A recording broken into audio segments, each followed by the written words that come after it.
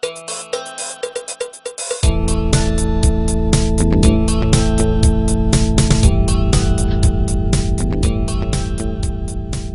there, recordings in progress. Yeehaw. Today's experiment, if you will, is on time management.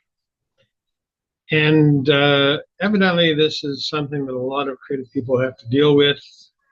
I know that award-winning poet, author, publisher, editor, she does it all, Clarabelle Miray Fields, will be hosting a roundtable in July on the subject of time management for creative people. I'll put a link into the blog post. What I'm going to share with you, I have to thank author and brother Greg Hickey for. I'll put a link in the post to Greg as well. I was talking with Greg about marketing, a whole another subject which I'll do a whole series, no doubt, of experiments on. We were talking about marketing, and he's actually very successful. He's a success, in my estimation. He's a successful author. He makes more money than I do. So, in financial terms, he's successful. And let's face it, in 21st century Western society, what else do you have? Anyway, I said anyway, I'm so sorry. I said in a bunch of previous, in some prior, notice the language. In some prior experiments, I noticed I said that word too much, and I will make an effort to refrain. I'm working at it. So Greg Hickey and I are talking about marketing, and I'm learning from him. And one of the things that came up was, how much time does he spend writing?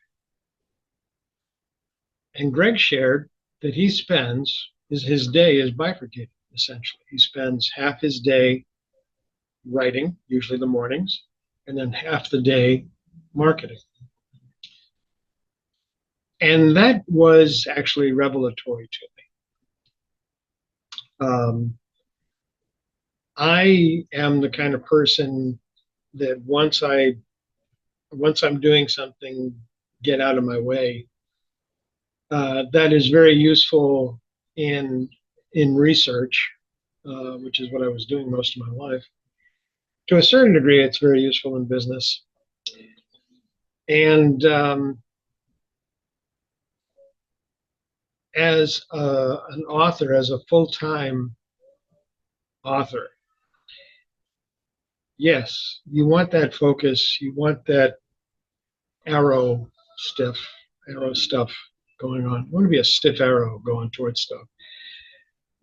What you need to do is you need to, unless you're with a major publishing house and they're pouring hundreds of thousands of dollars at your marketing, you want to do the marketing as well as be creative, because marketing doesn't do much if you don't have product to put out there. And your books, your stories, they are product. Sure, you can keep your backlist active. We'll get into it.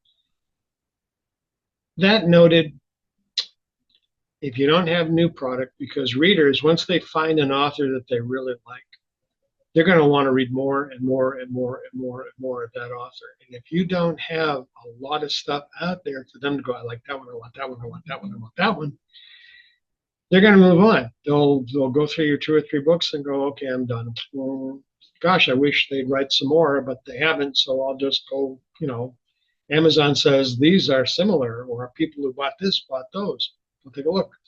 They may never come back. When? So it's all up to you. Produce product and market. And Greg's revelation, again, was he does his writing in the morning, he does his marketing in the afternoon. And as I stated, this was done on Marblehead. Marblehead, by the way, Massachusetts, very beautiful. Used to be a very beautiful town. I haven't been there in a while, but it was really quite beautiful. Should you ever go there, If there is a place still in existence called the King's Rook, you have to go. If it's like it was 50 years ago, oh, sorry. It was a hell of a place. A European-style coffee house. God, they were good. Back to it. He rambles. Because these experiments are pantsed. They're not plotted. Those previous experiments. I find it incredibly useful to break up my day that way. Prior to that, talking with Greg and having him share that information with me, I'd never seen that anywhere else. I'd never read that from anybody. I've read a lot of books on writing, on craft, on technique. I've read a lot of books on marketing. I've never read anything that put the two together so elegantly and so simply. So kudos to Greg. Go buy his books. There's his link in the post below. And if there isn't, Greg will let me know. So it used to really upset me because I would market, and I'd get so pissed off that I was not doing any productive writing. Or I would write, and I'd get so pissed off that I wasn't doing any productive marketing. So I took Greg's suggestion and I really worked it. And I got to tell you, it's made a heck of a lot of difference to me. I am being incredibly productive as a crafter, as an author. I'm being productive enough as a marketer because I'm taking courses in marketing as I speak to you, and as you learn this, I'm sure, as you hear this, I'm sure I'll still be taking courses. So I'm exercising and developing my craft in the morning, and I'm exercising and developing my marketing skills in the afternoon. And I never feel disappointed. When I was doing marketing, I actually used to dread getting up in the morning. Still got up, had my coffee, had a muffin, maybe a bagel with cream cheese and salmon. Did I mention we're listening to Paul Simon, by the way? In case I did mention that earlier, Paul Simon. If you ever want to discover a history of late 20th century America in song, Paul Simon is the one to go to. And he's an incredibly gifted guitarist. People don't realize that he's really a very highly skilled guitarist.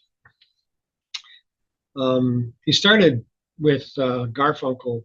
Originally, they appeared as Tom and Jerry in somewhere, I think it was 1957, American Bandstand with Dick Clark, the man who never aged. Who knew what his secret was?